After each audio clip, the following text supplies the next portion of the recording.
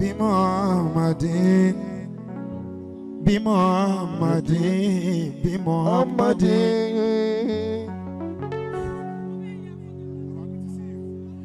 بمحمد بمحمد بمحمد. Engineer ẹ fún mi volume. Àti lọ́rin ní kọ̀mándà dúdú ló ti wá sí ìlú Èkó. Nǹkan tó jẹ́ kí n ṣe bẹ́ẹ̀ kọ̀mándà dúdú. Ilé mi níbí kọ̀mándà aláníyàn rẹ ni mo gbà fún kọ̀mándà gan-an. Brọ́dà mi kò ní bàjẹ́ o. Gbogbo bó ṣe ń lọ là ń rí adúpẹ́ kò ní bàjẹ́ kọ̀mándà dúdú. Ẹ ṣáà ti máa ṣe bẹ́ẹ̀ ṣe ń ṣe lọ. Azakiru Yusuf lèmi jẹ́ o. Ọmọ ara náà rí o. Bí Muhammadi bí Muhammadi bí Muhammadi. Mo mọ̀ pé fẹ́ràn ẹ̀ gan ni. Bí Muhammadi bí Muhammadi bí Muhammadi. Yá máa yọ ibú Muhammadan Bushraka. Sallallahu alayhi wa sallam. La filibariyati fadilu illaka. Bí Muhammadi bí Muhammadi bí Muhammadi. Ànábì Muhammadu ni bí Muhammadi bí Muhammadi bí Muhammadi. Yá máa yọ ibú Muhammadan Sadaka. Sallallahu alayhi. Ẹ wá ń jọ mọ̀lúdì mi. Anta sayyidun wala sayyidu siwaka. Sallallahu alayhi. Má jẹ́ ìrí ẹni bí o. Ó wá ń jọ mọ̀lúdì mi. Brother mi Muamiru mi. Let me hug you. Let me hug you. Good to see you, my brother. Ó wá ń jọ mọ̀lúdì mi kí ló dé? Mo ní ṣe fẹ́ gbowó ni kí n fún yín lówó. Ẹ send account number yín kí ló dé? Àmọ́ àdúpẹ́ àjọ pàdé lórí Muhammad ni. Àjọ máa ṣe lórí Muhammad ni. Ó ti rówó Kibulatain. Mi ò ní polówó Kibulatain. Sallallahu alayhi wa sallam. Wasiktu bi rabbi jadali bil lataifi. Wa bil Mustafa li muqtari ainil wa bil Mustafa li muqtari ainil ma'arifi. شوني رفعت الكل لله سيدي صلى الله عليه وسلم. محمد رسول الله صلى الله عليه وسلم. شوني رفعت الكل لله سيدي وواسطتي لمحمود باب اللطائف. لا شتاني بلا ميني بلا ميني بلا ميني بلا ميني بلا ميني صلى الله عليه. بالأمين مزاره فمشاهده في القلب ليس بصارف. حبيب إله العرش خدماني أحبه وأذكره يومي ومسي وانفي. حبيب خليل خاتم ومقدم كريم عظيم خلق عند عارف بشير نذير عاقب والثناء بيجانا لفرقان بعد السائف. صلى الله عليه. بويسي ذكر تزوم بس níwájú yín o. Allah la ilaha illallah Muhammadu ya Rasulullah. Allah la ilaha illallah Muhammadu ya Rasulullah. Ya Rasulullah. Àtàyè ṣe ń bẹ̀ ń bí ọmọ bàbá alágége. Bọ́ọ̀tì ẹ̀ kí wa, àwa ti kí wọn torí bọ́ọ̀tì kí bàbá Mudiru Barkat. Bàbá ọmọ bàbá alágége Asadul Waisin. Allah la ilaha illallah Muhammadu ya Rasulallah. Allah la ilaha illallah. Muhammadu ya Rasulallah.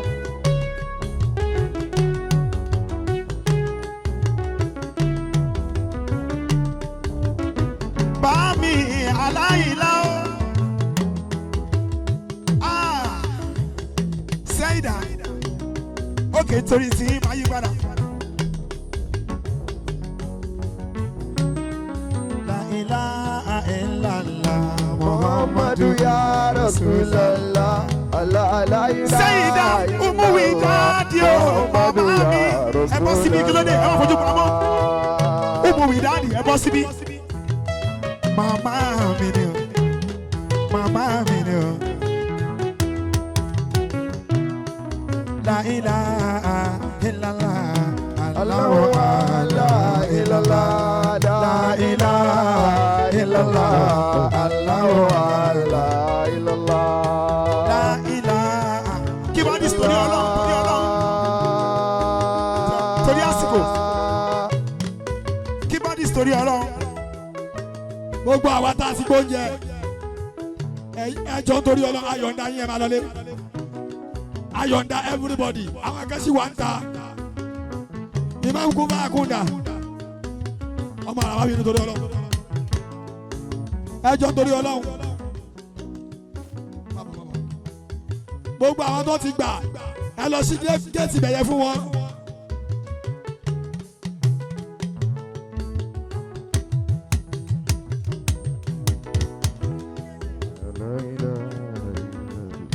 Muhammad ya Rasulallah. Agbo didi ká wà mẹ́. Muhammadu ya Rasulallah. La ilaha illallah. Muhammadu ya Rasulallah. Oh, madu Muhammadu Ya Rasulallah. Allah la ilaha illallah. Muhammadu ya Rasulallah. Wa ma li khayra al-Mustafa khayra ma rabu tiẹ̀. Wa ma li khayra al-Mustafa li badri ma rabu. Shew wa fi jaizati al-kubra li ghayri tahaddu. هو الكل.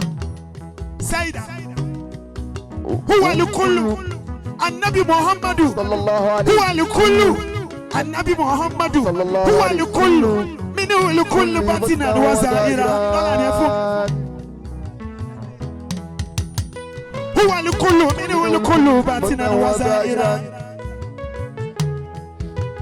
فبار سواه فيه ما لنا فيه مشرب تبو لا إله إلا الله الله الله. لا إله إلا الله الله حديث مكيا لا لا إله إلا الله الله. ọmọ Ìlọrin original my big brother kò kí n fojú pọ̀ mí náà. sani ma wá sí lálẹ́gà wá dé. wà á tẹ̀sí zikira lẹ́hàgá dé. wà á rí bìlì bíbí dìlì sáni. wàsílà màkàtú májìdá ni yóò. abudu wa aida.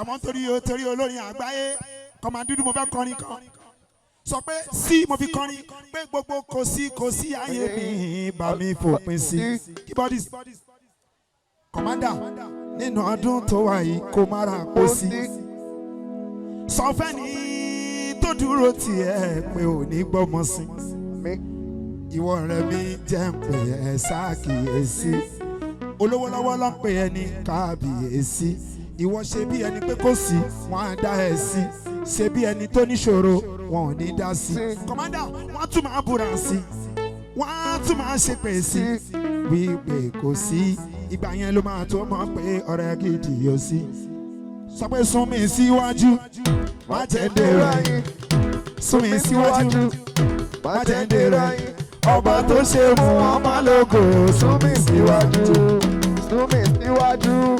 má jẹ́ dèrò ẹ̀yìn sún mi síwájú má jẹ́ dèrò ẹ̀yìn ọba tó ṣe mú ọmọ lógo torí àsìkò ni o àyà Sheikhana Baramu àyà Sheikhana Baramu níyà àyà Sheikhana Baramu àyà Sheikhana Baramu kaula ya Sheikha Irai makauzuli liwara kizini bikaisi kafali monada fili wara meto mefadili kala kuadiluli sano ule atatimi fariti zambi kadijara lakinani ada bituhu bakaseyini famisa kafali ajati